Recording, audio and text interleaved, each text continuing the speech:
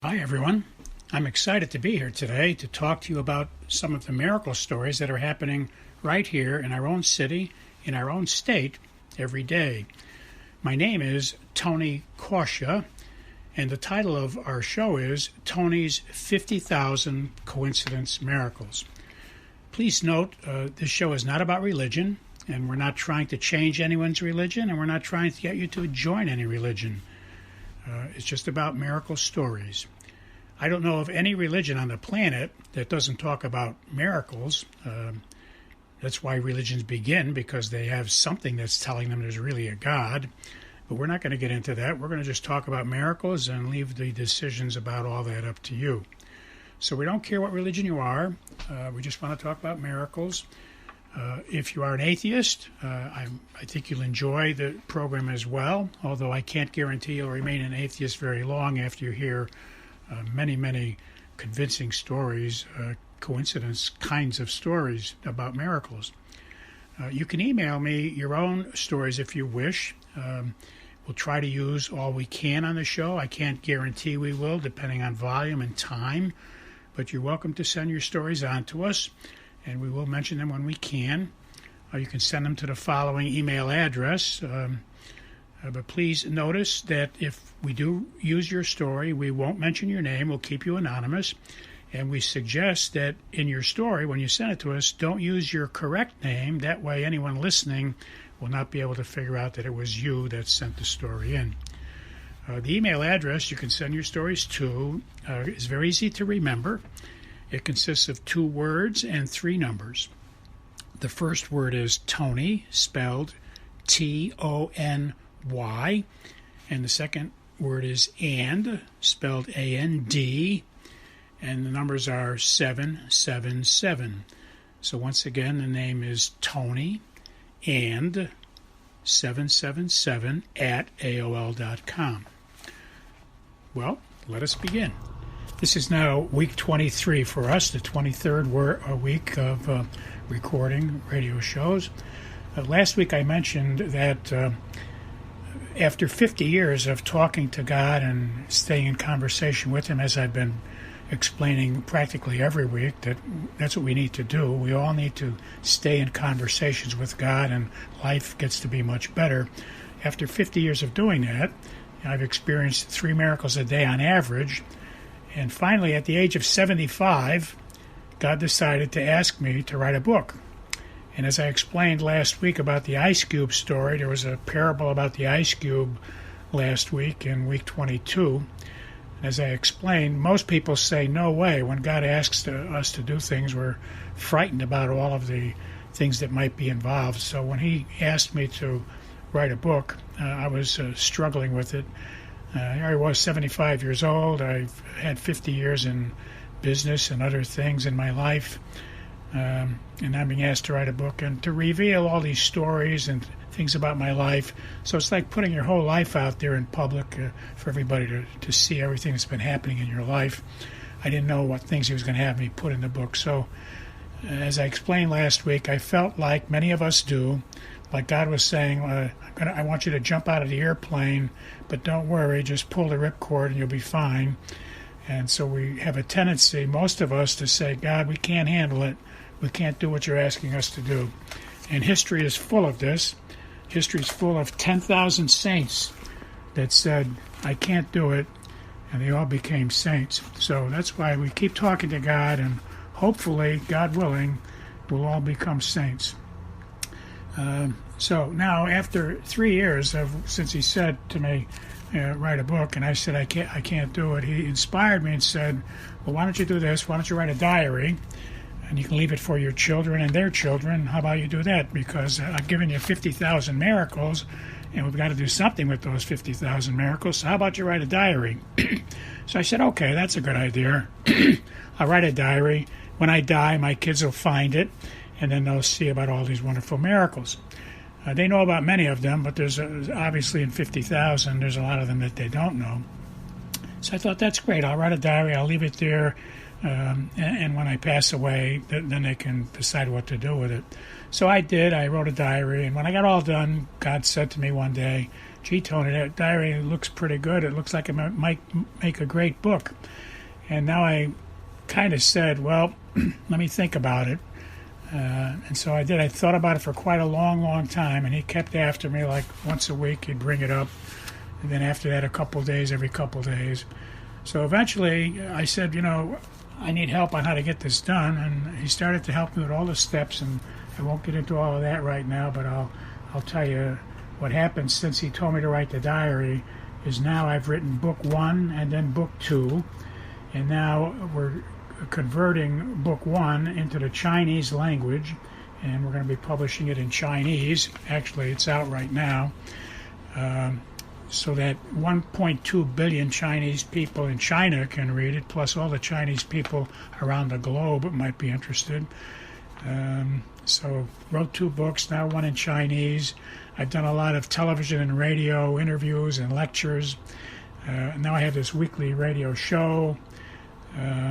And I've lectured a lot of churches and clubs and some family gatherings. So, where people are gathering, where there's like a group of maybe 12 people or more, I get invited to come in and talk about 50,000 miracles and talk about some of the miracles I've experienced. So I was inspired since last week to tell you this, and then now to give you some proof that God wrote both books, and now it's getting converted into Chinese, and you'll understand that even God has made this Chinese thing happen. All coincidence miracles, as I keep preaching to people, we notice coincidences, and we keep talking to God. That's the key. You talk to God about everything, and you'll notice miracles. And so hopefully I'll share this with you and prove that point. But this is to prove that God really wrote the books, and I was the typist. Now, point 1 I'd like to make is when I was typing, it's a intensive, you have to focus when you're writing a book, especially if you're writing something about God. You want to get it precisely correct. So it takes a lot of research sometimes to get the facts straight. So while I was writing the book, sometimes Jesus would inspire me to put the radio on or put the TV on, and there'd be some nice music on there so I could listen to that while I was working, or something on television that I could just overhear. So I would do it when he inspired me to do it. And in 1 week I noticed, and you'll find it, if you read my book, you'll find Exhibit E. If you can remember Exhibit E, you'll find a list of many, many coincidence stories that happened while I was writing the book. So in 1 week alone, while I had the radio on and TV on, whenever I was inspired to do it, sometimes it was 2 o'clock in the morning, he'd say, put the radio on, and I would sometimes type, into the wee hours of the morning. But in 1 week, 15 times, I would be typing something, and as I was typing the words, the radio would say, or a song would come on and sing the same words that I was typing precisely to the moment. I mean, it was really, you couldn't help but notice it, because you'd be typing the word and you'd hear it said on the radio, or the sentence. And this happened 15 times in 1 week. You find these mentioned in Exhibit E. And then one other day, I finished typing a story called the Client Box Story. In my book, I have 2 stories of client boxes. This was the second story of client boxes, and really what happened was I had clients who had to do a lot of work. In one case, one of the clients had 50, that's 49 boxes plus 1, that they had to go through by Monday at noon, and look through all the files in these boxes, every sheet of paper, trying to find a contract because they were being sued or $500,000. So I walked in, and God inspired me when I walked in for me to reach down into the box next to my foot, right at the entrance of the door, and I asked what was happening. They told me what I just told you. They have to get through all these boxes. So I was inspired by God to reach down, and they said, "Oh, don't check that, Tony, don't check that. That's been checked twice already. We've been doing this all weekend. We've gone through most of the boxes. We still can't find it." Yet I was inspired to reach down. So I opened a box. I looked down. There was a yellow manila folder in it. And sure enough, right there. So as soon as I walked in, I was inspired to pull up the answer to their problem. Obvious coincidence miracle. I was standing next to the box. I just got there. Happened to be right next to the right proper box, etc. So I was typing a story about the second box miracle, second client, which was another story. And in the second story, I typed how they had to go through 17 boxes. That's one more than 16. 17 boxes. I typed the story. When I finished typing that miracle, Jesus inspired me to take a break. I'd been typing like for 2 days solid. Told me to take a break, go for a walk in the park. So I took off. I drove to the park a half an hour away, and I was walking in the park, and I walked around a corner in the park, and the client of the story I just typed this story about the 17 boxes. The client involved came around the corner at the park. Perfect coincidence and perfect timing. If I was there an hour later, I'd missed him, or an hour earlier, I would have missed him. Perfect timing. I said, hey, I just typed a story about your 17 boxes. And they said, no, Tony. It's not 17 boxes. I had 70. That's one more than 69. 70 boxes. And I heard about your first miracle, so I said a prayer before I got into the 70 boxes. And I was inspired to go to a certain box, and sure enough, the thing I needed out of 70 boxes was in the precise first box that I went to. Now, I'm sharing this with you because it's a coincidence miracle, but it also shows if you ask God what to do, you're going through 70 boxes, He'll tell you which box to go through first and save you a lot of grief. Even if you don't get it in the first time, you might ask Him 3 times because you're not hearing Him correctly. At least you get through the third box and find it instead of going through 70.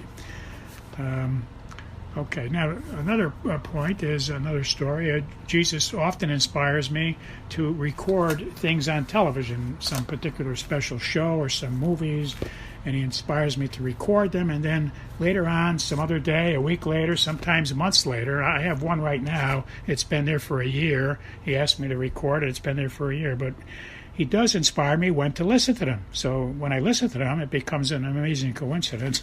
So bottom line is He tells me to record things, and many months, even a year later, He'll say, listen to it and watch the movie while I'm having my supper, and or the special it's on, and I get amazing miracles. I can share some of those with you as well.